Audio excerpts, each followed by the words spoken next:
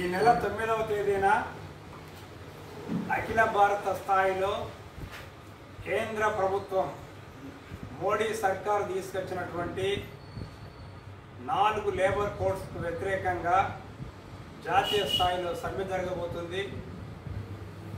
ఈ సమ్మెలో కార్మిక వర్గం అంతా పాల్గొని విజయవంతం చేయాలని సింగరేణి కార్మిక వర్గానికి కార్మిక సంఘాల ఐక్యవేదిక తరఫున విజ్ఞప్తి చేస్తున్నాం। ఎందుకంటే 70 ఏళ్ల స్వతంత్ర భారతదేశంలో ఏదైతే కార్మిక వర్గానికి రక్షణగా నిలబడ్డటువంటి 44 కార్మిక చట్టాలని 29 చట్టాలుగా చేసి 29 చట్టాలని 4 లేబర్ కోడ్స్గా తీసుకురావడం జరిగింది। ఈ 4 లేబర్ కోడ్స్ వచ్చినట్టయితే మనం ఇప్పటిదాకా పనిచేస్తున్నటువంటి 8 గంటల పనిదినం పోయి 12 గంటలు అవుతుంది। అదేవిధంగా ఓవర్ టైం అలవెన్స్ అనేటువంటిది ఉండదు, వారాంతపు సెలవులు ఉండయి। ఇప్పటికే వారంలో 70 గంటలు పనిచేయాలనేటువంటి ఒత్తిడిని ఇవాళ బడా పెట్టుబడిదారులు కార్పొరేట్ శక్తులు తీసుకొస్తున్నటువంటి పరిస్థితి।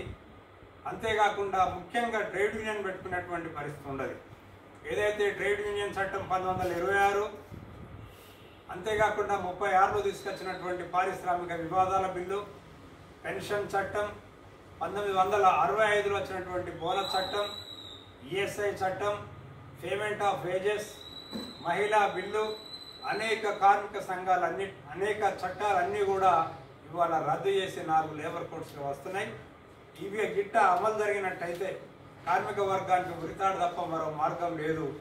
అందుకని చెప్పి దేశంలో ఉన్నటువంటి అన్ని కార్మిక సంఘాలు, ట్రేడ్ యూనియన్లు, ఫెడరేషన్లు అన్నీ కూడా ఇవాళ మోడీ ప్రభుత్వం తీసుకొచ్చినటువంటి దుర్మార్గమైనటువంటి చట్టాన్ని తిప్పికొట్టాలని, వీటిని రద్దు చేసేంత వరకు కూడా కార్మిక వర్గం ప్రతిఘటించాలనేటువంటి ఒక డిమాండ్తోని గత 15 రోజులుగా కార్మిక వర్గం అన్ని ప్రాంతాలలో ఆందోళన చేస్తుంది। అలాగే సింగరేణిలో కూడా కార్మిక సంఘాల ఐక్యవేదిక గత 15 రోజుల నుంచి కూడా పెద్ద ఎత్తున సమావేశాలు నిర్వహిస్తుంది, ప్రచారం నిర్వహిస్తుంది। ఇవాళ సింగరేణి ఐక్యవేదిక కొత్తగూడెం కేంద్రంగా కూడా మేము సింగరేణి కార్మిక వర్గానికి విజ్ఞప్తి చేసేది ఏమిటంటే, గతంలో మనం అనేక సమ్మెలు చేసినాం। 46 రోజులు, 56 రోజులు, 54 రోజులు, 25 రోజులు, 26 రోజులు, అసలు మొత్తం సమస్యలపై సమరశీలమైనటువంటి పోరాటాలు చేసినటువంటి చరిత్ర మన సింగరేణి కార్మిక వర్గానికి ఉంది। కనుక మోడీ దూకుడుని ఆపాలంటే చెంపపెట్టుగా జూలై 9న జరిగేటువంటి సమ్మెలో సింగరేణి కార్మిక వర్గం అంతా కూడా ఖచ్చితంగా మీ వాయిస్ను, మీ గొంతును వినిపించాలి। మోడీ ప్రభుత్వం మార్చుకునేదాకా ఈ ఐక్య పోరాటాలలో కలిసి రావాలని చెప్పి సింగరేణి కార్మిక వర్గానికి సింగరేణి కార్మిక సంఘాల ఐక్యవేదిక తరఫున మరోసారి విజ్ఞప్తి చేస్తాం।